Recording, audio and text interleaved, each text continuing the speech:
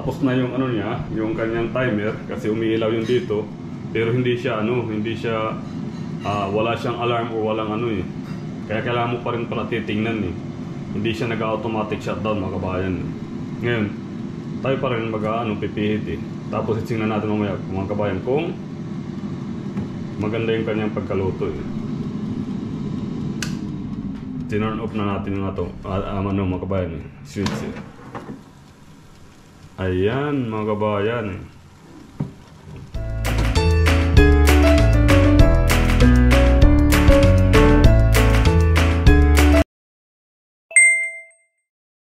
Good morning mga kabayan. Ngayon mga kabayan is excited tayo gamitin sa yung unang gamit natin sa fryer eh. Isusubukan natin kasi meron tayong dito eh, dinaing na mackerel, yung ating pinag-fishingan mga kabayan, kasi dinaing namin. Ngayon itatry natin sa fryer kasi pwede rin naman isda eh. Lalagyan lang natin mga kabayan ng parchment paper, baking paper eh. Ito mga kabayan, lalagyan natin sa loob. Subukan natin to kung maganda yung niya eh, pagkaka-crispy.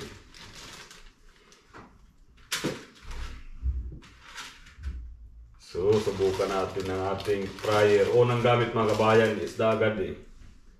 So, maganda rin to mga kabayan kasi nga mas hindi magiging maamoy siguro sa ating bahay. Kasi nga hindi na ng mantika eh, or hindi na siya kumbaga na-close yung niya eh, yung fryer niya eh.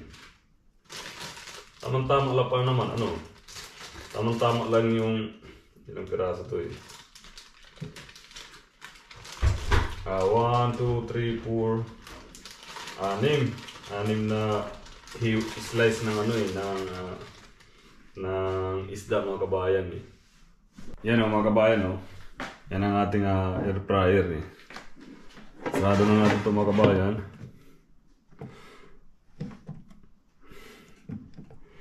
Sasarado lang natin ng maigi. Ayan, sarado ang maigi mga kabayan.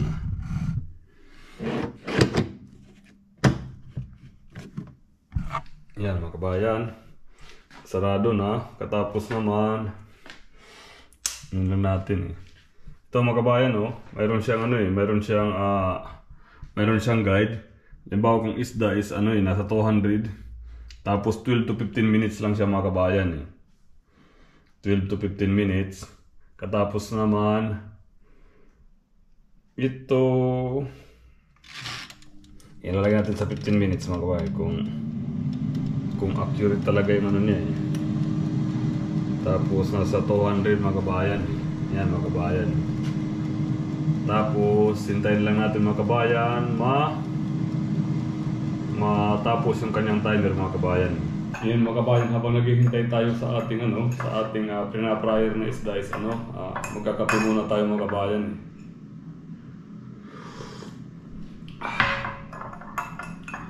Kasi kagigising lang namin mga kabayan, alas 9 na mga kabayan eh. Dahil di pa rin natin mga kabayan, kaya yun, medyo matagal tayo matagal tayong bumangon eh. Dahil di okay.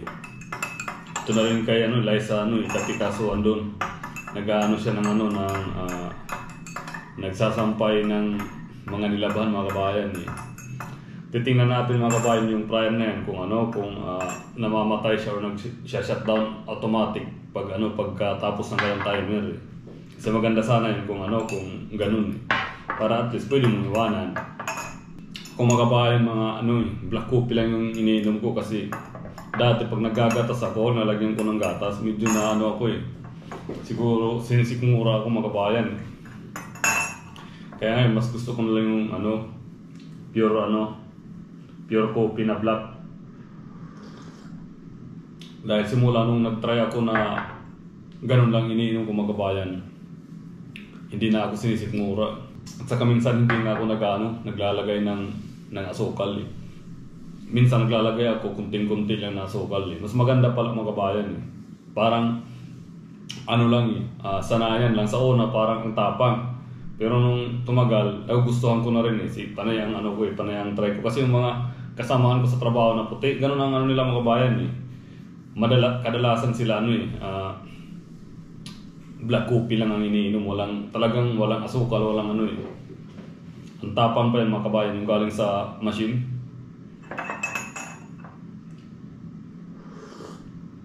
Ako hindi, ano lang yung Nescafe. Nescafe lang sa akin mga kabayan dito sa bahay. Yun. 15 minutes yun mga kabayan. Nilagay natin sa 15 minutes. Tingnan natin mga kabayan kung ano ang maging result niya. Yan mga kabayan, tingnan natin yung ating nang niluluto is ano na eh. Tapos na yung ano niya, yung kanyang timer kasi umiilaw yung dito. Pero hindi siya wala siyang alarm o walang ano eh. Kaya kailangan mo pa rin pala titingnan eh. Hindi siya nag-automatic shutdown mga kabayan. Ngayon, tayo pa rin pipihit eh. Tapos itsingnan natin mamaya mga kabayan kung maganda yung kanyang pagkaluto eh. Tinurn off na natin yung mga kabayan eh. Switch eh. Ayan mga kabayan. Ano siya eh mga kabayan to eh, 15 minutes. Pero hindi siya ganun parang hindi siya ganun ka-crispy. Yan siya mga kabayan.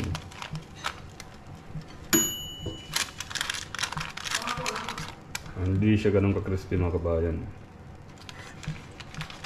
Pero luto na siya. Hindi lang siya ganun ka-crispy sa ini-expect natin na crispy mga kabayan. Pero yun ang ano lang kasi ito mga kabayan.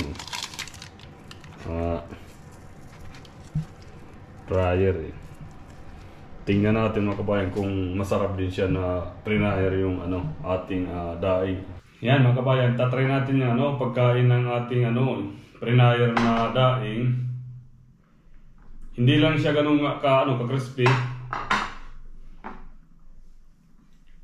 Pero sa tingin ko, siya, luto na siya mga kabayan eh. Baka crispy siya yung taas eh. Luto naman siya.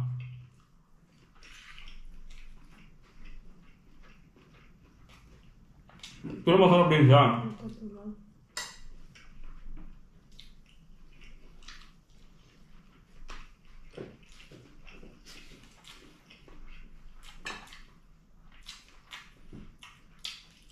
Siguro kailangan lang dagdagan pa ng mas matagal na na minutes.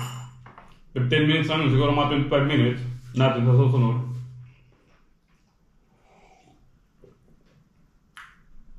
Para maging crispy siya.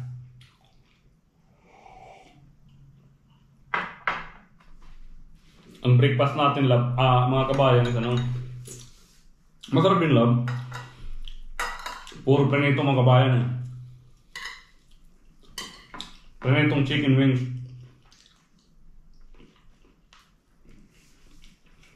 Masarap din siya. Masarap yung Dapat dinoble mo. Doble. Sa susunod. Kasi try lang naman.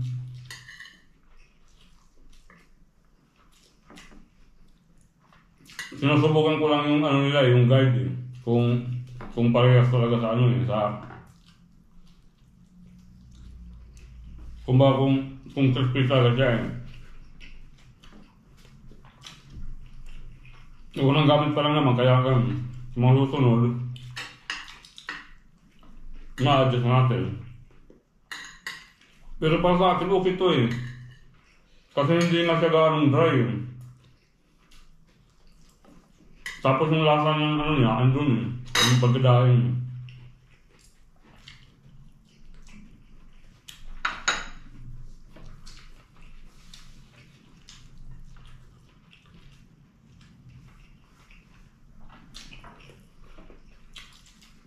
Mayroon pa tayong dito yung mga bayan eh.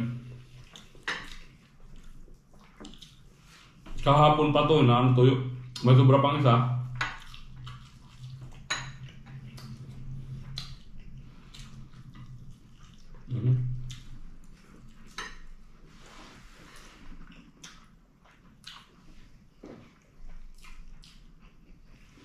Dahil tag-dalawa kami ng ulam na tuyo kahapon eh. Hindi ng breakfast namin eh. Hindi ka masarap dyan, hindi lang isang crispy ano. Hindi ko gusto. Dapat inanahan na pa.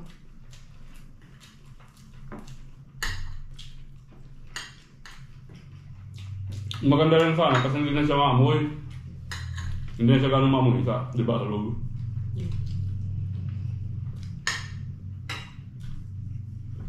Kasi dati pinag-prepare kami. Hanggang doon sa ano namin, maamoy sila. Yung gusto ko pa i-try dyan, ang mga kabayan, yung tawag ito, yung Bini. Lechong Bini na mga i-try natin susunod mga kabayan.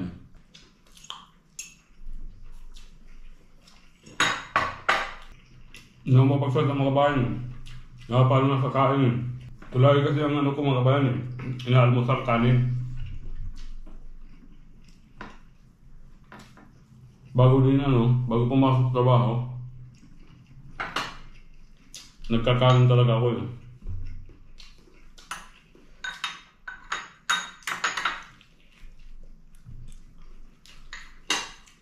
Kasi minsan, walang kanin sa trabaho eh. Kaya doon nagrarap lang din ako eh. Ano ba gusto mo? Ano ko? Gusto ko yung crispy. Hindi daw niya kang gusto eh. Gusto niya crispy eh.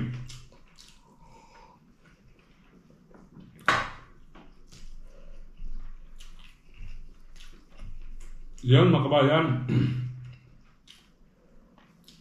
Yun lang muna ng update sa ating sa ating air fryer. Sa mga bago pala sa ating channel, please like And subscribe. Thank you for watching mga kabayan.